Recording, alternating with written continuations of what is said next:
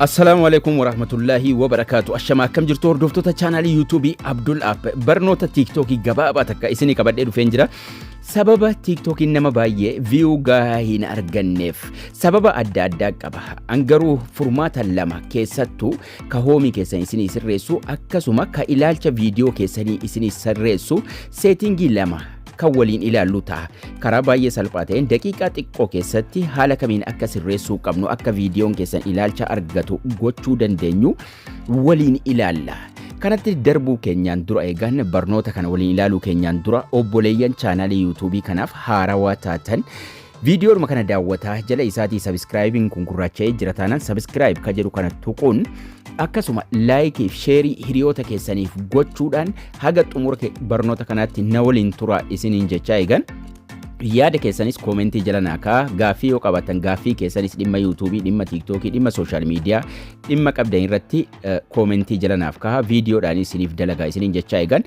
Furmaata view hin arganneef TikTokiin keenya akkasuma wanti nuti ilaaluu barbaannu hoomii irras yoo dhufuu didee akkamitti akka sirreessuu dandeenyu waliin ilaalla. TikTokii dhumarra seenna. TikTokii irra seenuudhaan egaan profaayilii keenya jala seenna. Erga aappii TikTokii irra seennee booda jechuudha. Profaayilii dhuma TikTokii keenya jala seenuudhaan tokkoffaa akka view argatu nu godha. Lammaffaa hoomii keenya irratti wanni nuti babbareedaan duraan ilaallu sun badee wanni biraa yoo dhufe sanillee sirreessuudhaaf nu fayyada. Sarara sadan kana tuqina. Settingii isa jalqabaa sirreessuuf. Sarara sadan sana tuquudhaan setting and privacy ka jedhu kun asitti nuuf ba'a. Setting and privacy ka jedhu kana irra tuquun gara fuula duraa deemna. Warri TikTokii keessan updating goone yeroo yeroodhaan Play Store keessa seentanii haaromsuu qabdu. Egaan setting and privacy keessa erga seennee booda jalqaba irratti activity center nun jedha achi ka'ee content preferences nun jedhee nuuf fida. Content preferences kan mallattoo viidiyoo of biraa qabu kan lammaffaa irra jiru irra tuqachuun gara fuula duraa deemna jechuudha. Warri updating godhanne settingiin isaa haala kanaan isinii baasuu dhiisuun ni mala. Kanaafuu sanarra tuqannee deemna ga'a. Yeroo gara fuula duraa adeemnu haala kanaan nu baasa. Refresh for your feed ka jedhu ka xumura irraa gara walitti lammaffaarra jiru in progress jedhee jira. Maaliif anatu already refresh waan hin godheef kun isa jalqabaa waliin ilaalaa jirra. Kanaafuu refresh for your feed ka jedhu kanarra tuqnee gara fuula duraa deemna. Stoppii haa godhuwan akka haaraatti isin waliin haa godhu irra deebi'ee duubatti deebi'een isinitti agarsiisa. Refresh for your feed kanarra tuqachuun gara fuula duraa deemna jechuudha. Refresh for your feed irra yeroo tuqannee deemnu refresh your feed nun jedhee jala isaatti startii diimaa kana arganna. Start ka jedhu kanarra tuqannee start goonaa jechuudha. Kana jechuun wantoota nuti hin barbaanne baay'een hoomii irra yeroo dhufan view keenya ni ajjeesu chaanaalii keenya nama biraan ga'uu dhiisuu ni mala waan ta'eef refresh goona akka haaraatti yeroo nuti goone filannoo nu fida. Maaliif refresh godhaa jirtan nun jedha.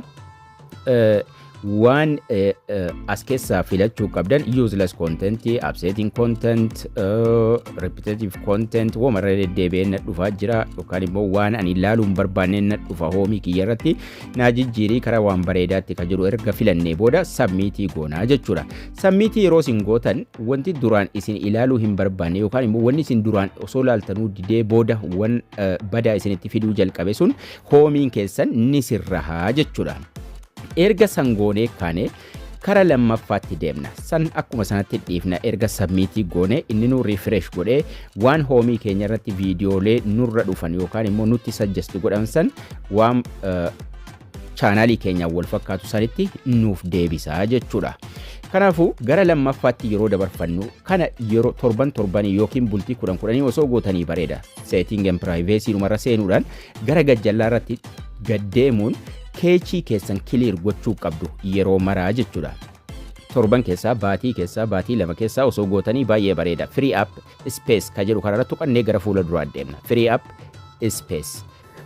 space ka jedhu kanarra gaan tuqannee yeroo gara fuula duraa deemnu haga inni calculate nu godhutti ni eeyna. TikTok data nun jedhee haga inni calculate godhee sararri kun akkasitti nuuf fidutti ni eeyna. Sanaan booda keech ka jedhu kana clear gochuu qabna. torban keessaa yookaan 10 keessaa qoshashaa TikTokiin keenya baadhatee jiru san space bannaaf jechuudha. Akka inni bakka argatu, akka inni firii ta'ee nuuf ajajamu, akka inni hin allagne nuuf fayyada.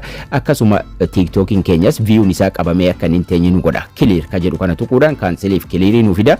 Clearii goonaa jechuudha. Ka duraan 1632 ture amma duwwaatti deebi'e. Waa takka isin jalaa hin tuqu, daataa keessan hin balleessu, waan isin maxxanfattan laayikii keessan waa tokko osoo hin tuqin clearii gooda keechiisan jechuudha.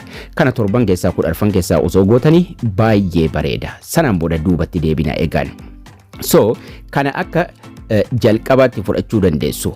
Barnoota view guddaa argachuuf yookaan immoo TikTokii irratti akkamitti TikTokii kana fayyadamuu qabnan kan wal qabate tartiibaan isinii qabadheen dhufa. Har'aaf egaan seetingii kana lamman yeroo mara haala kanaa itti fayyadamuu qabdu. Yeroo hoomiin keessan sirraa'uu didee content preference keessa galtanii refresh gochuu akkasuma clear cache gochuun akka viewun keessan ol ga'u, akka channeliin keessan nama baay'ee bira gahu isiniif taasisaa jechuudha. Kanaafuu seetingiin kun lamman importantiidha, barbaachisaadha, itti fayyadamaa isiniin jechaa. Egaan barnoonni keenyas kana fakkaata. Laayikii, sheerii hiriyoota keessaniif gochuu hin dagatinaa isiniin jechaan. Haga barnoota kutaa ittaanuun walitti deebinutti turtii gaarii nagayaan tura.